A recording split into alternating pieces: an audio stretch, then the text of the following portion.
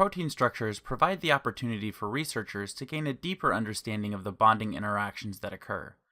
It may be necessary to not just compare proteins based on overlays, but also on differences in bond lengths and angles.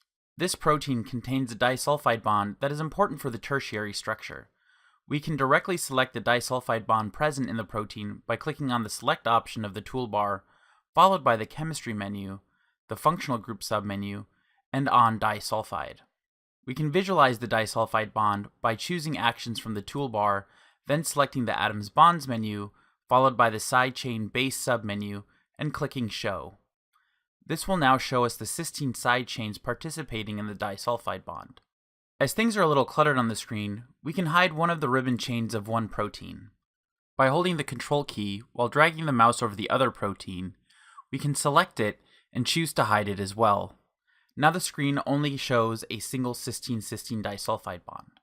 By hovering our mouse cursor over a sulfur atom, we see a pop-up that tells us which amino acid we are selecting. We can select both sulfurs by holding down the Control and Shift keys while clicking on them with the mouse.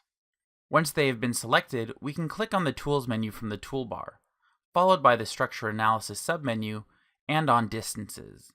This will now open the Structure Measurements menu. Once we have two atoms selected, we can click on the Create button to output the distances between the atoms.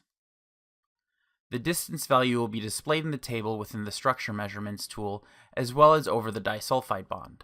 If we want to measure the bond or torsion angles of a group of atoms, we can either directly choose Angles Torsions from within the Structure Measurements tool, or we can return to the Structure Analysis menu and select Angles Torsions. In the case of a bond angle, we must select 3 atoms and then press the Create button. For torsion angles, we must select 4 atoms.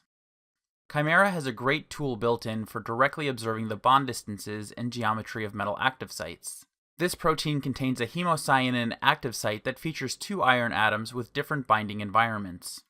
We can select and observe the different metals by accessing the Tools menu, followed by the Structure Analysis submenu, and clicking on Metal Geometry.